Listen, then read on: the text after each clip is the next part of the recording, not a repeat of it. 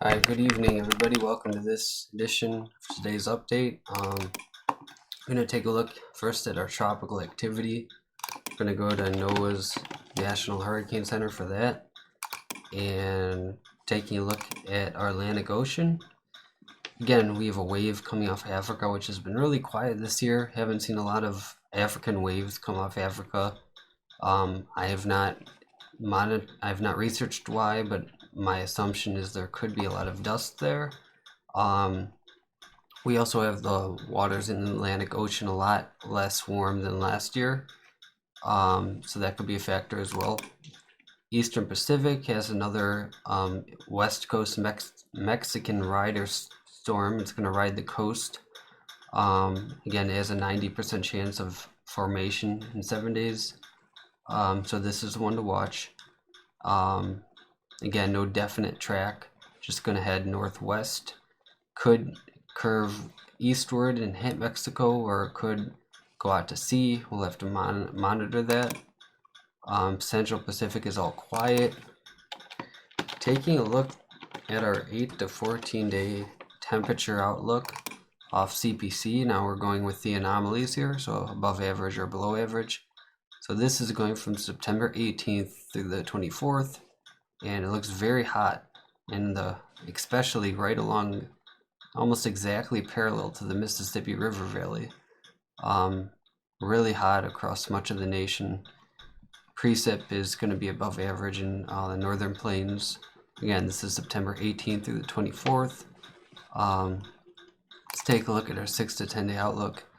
Again, very hot. So we did have a cool past week or so. Things are going to warm up again. At least for this time of year, temps are going to be above average. It's not going to be in like July and August, but you'll still get your 80s, possibly 90s in some of these areas in the red. 6 to 10 day precip outlook, September 16th through the 20th. Again, a lot of rain in the northern plains, and so that's a look at that. Let's take a look at our Storm Prediction Center. Believe it or not, this severe weather season has been one of the most active ever. I believe it's right behind 2008, which was the most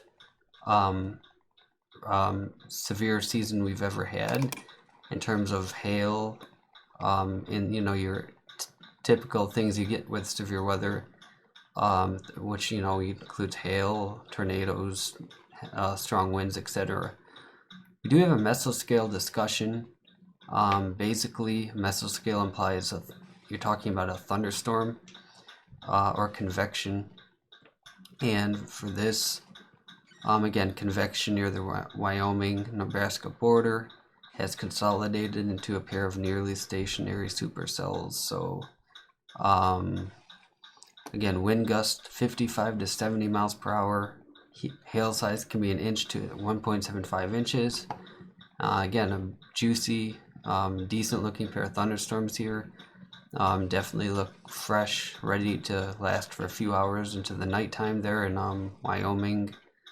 And it's always a dangerous thing and bad thing to have storms at night, because if you get a tornado, it's you don't have as much time to, well, one, prepare, but two, if it hits, to find a safe place to locate yourself for safety reasons, obviously.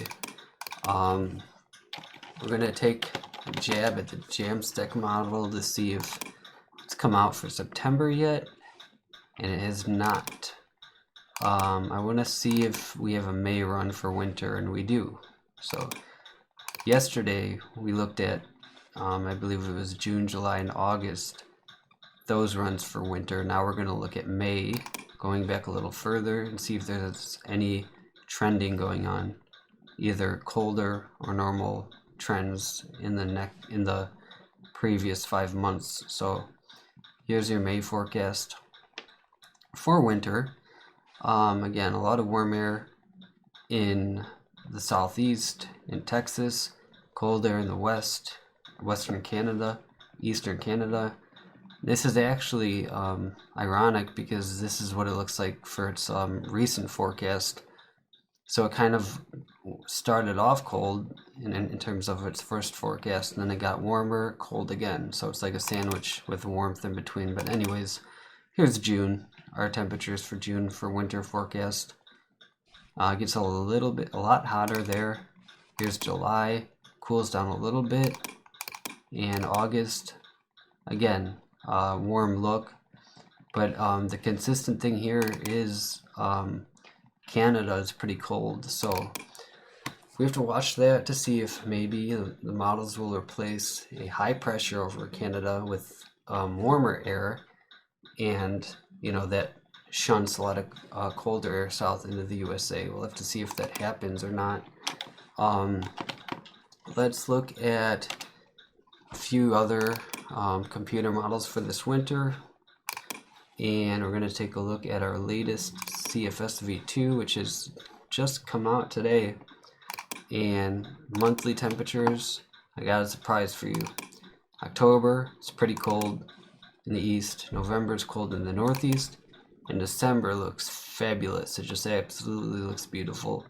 A lot of cold air across much of the country, and I wouldn't just say, it's a straight run. I mean, I believe this partially because we're starting to see more consistency with cold in the models, but also because, again, this is forecasting a cold December, and I'm going to be honest, part of it is my gut feeling that you go with as a forecaster, and I admit I hope we do get a cold December.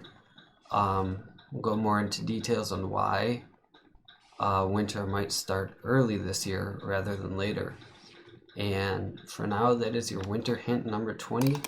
Hope you enjoyed this brief little winter hint update. Thank you all for watching. Have a great day and take care. Bye-bye.